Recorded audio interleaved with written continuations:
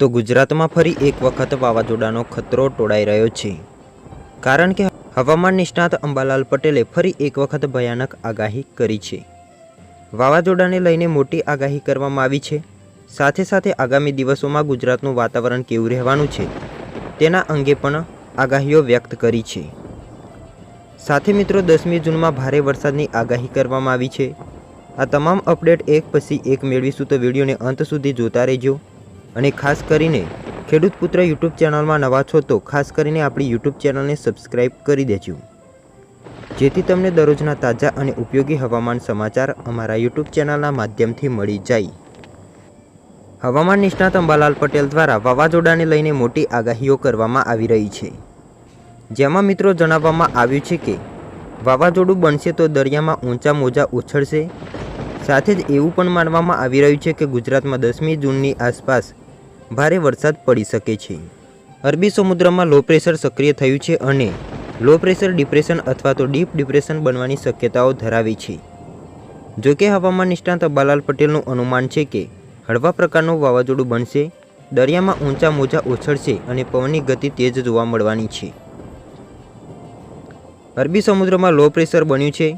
ભૂભાગો પર લો પ્રેશરની અસર વધુ રહેતા કર્ણાટકથી ગોવા સુધીના ભાગોમાં અસર વધુ જોવા મળવાની છે, જેના કારણે કર્ણાટકથી ઉપરના ભાગોમાં, મુંબઈથી આસપાસના ભાગોમાં ભારેથી અતિભારે વરસાદની શક્યતાઓ છે।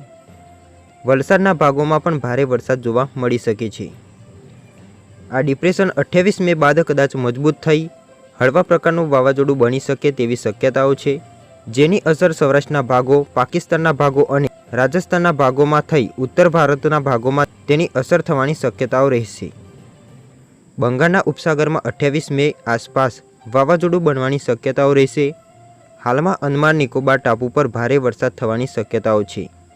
8મી જૂનની આસપાસ દરિયામાં પવન બદલાશે, તો ગુજરાતમાં 10મી જૂનની આસપાસ ગુજરાતમાં ભારે વરસાદ થવાની શક્યતાઓ વર્તાઈ રહી છે। આ વરસાદથી કૃષિ પાકોમાં જીવજંતુ પડવાની પણ શક્યતાઓ રહેશે। 8થી લઈને 10 જૂનના રોજ પવનની ગતિ ભારે જોવા મળશે અને કાચા મકાનના છાપરા ઉડી જાય તેવો પણ પવન જોવા મળી શકે છે। આંધી વંટોળ બાદ રાજ્યના ભિન્ન ભાગોમાં વરસાદ આવશે તેવી શક્યતાઓ છે। તો કેરળમાં પણ ચોમાસું સમય કરતાં વહેલું આવી જશે અને ગુજરાતમાં પણ ચોમાસું વહેલું આવશે। જોકે ગુજરાતમાં ચોમાસાની વિધિવત વરસાદ પહેલાં પણ અરબી સમુદ્રમાં સિસ્ટમ બને, જેના કારણે ભારે વરસાદ નોંધાઈ શકે છે। તો કેરળના વિવિધ ભાગોમાં થઈ રહેલા ભારે વરસાદથી સામાન્ય જનજીવન પ્રભાવિત થયું છે। ભારતીય હવામાન વિભાગે શુક્રવારે રાજ્યના 6 જિલ્લાઓમાં ઓરેન્જ એલર્ટ જાહેર કર્યું છે, જેમાં IMDએ પણ જણાવ્યું કે આગામી 2 દિવસ રાજ્યમાં ચોમાસું દસ્તક દે તેવી સંભાવનાઓ છે અને આગામી 7 દિવસ કેરળમાં ભારે વરસાદની પણ આગાહી છે। સાથે મિત્રો વધુમાં જાણીએ તો ગુજરાત પરથી મોટો ખતરો ટળ્યો છે। વાવાઝોડું અરબ સાગરમાં હવે આ દિશામાં ફંટાયું છે। પરેશ ગોસ્વામીની મોટી અને લેટેસ્ટ આગાહી સામે આવી છે, જેમાં મિત્રો અરબ સાગરમાં લો પ્રેશર બન્યું છે, જે હવે ઉત્તરથી પશ્ચિમ દિશામાં ગતિ કરે તેવી સંભાવનાઓ છે। હાલ અરબ સાગરમાં વાવાઝોડું બને તેવા પરિબળો સક્રિય થયા છે, જેથી આગળ જતાં આ લો પ્રેશર વાવાઝોડું બની શકે છે અને જો વાવાઝોડું બનશે તો શ્રીલંકા તરફથી એ શક્તિ નામ આપવામાં આવી શકે છે। ગુજરાત પર વાવાઝોડાનો ખતરો ટળ્યો છે। સિસ્ટમ સાયક્લોનમાં તબદીલ થાય તેવી સંભાવનાઓ નહિવત છે।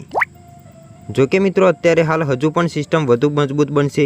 સિસ્ટમ મહારાષ્ટ્રથી આગળ દક્ષિણ ભારત તરફ જઈ શકે છે।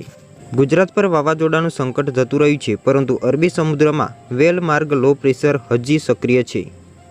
આગામી 24 કલાકમાં આ સિસ્ટમ ડિપ્રેશનમાં પરિવર્તન થાય તેવી શક્યતાઓ છે, જેના કારણે રાજ્યમાં ભારે પવન સાથે વરસાદની આગાહી આપવામાં આવી છે।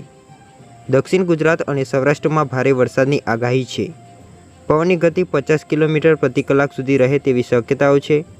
27 મે સુધી રાજ્યમાં સાર્વત્રિક વરસાદની પણ આગાહી છે। તો રાજકોટ, જૂનાગઢ, અમરેલીમાં વરસાદની આગાહી આપવામાં આવી છે। પોરબંદર, ભાવનગર, ગીર સોમનાથમાં વરસાદની આગાહી છે। ભરૂચ, સુરત, તાપીમાં પણ વરસાદની આગાહી છે। સાથે નવસારી, ડાંગ, વલસાડમાં વરસાદની આગાહી આપવામાં આવી છે। તો માછીમારોને આગામી 5 દિવસ દરિયો ન ખેડવા માટે પણ સૂચના આપવામાં આવી છે।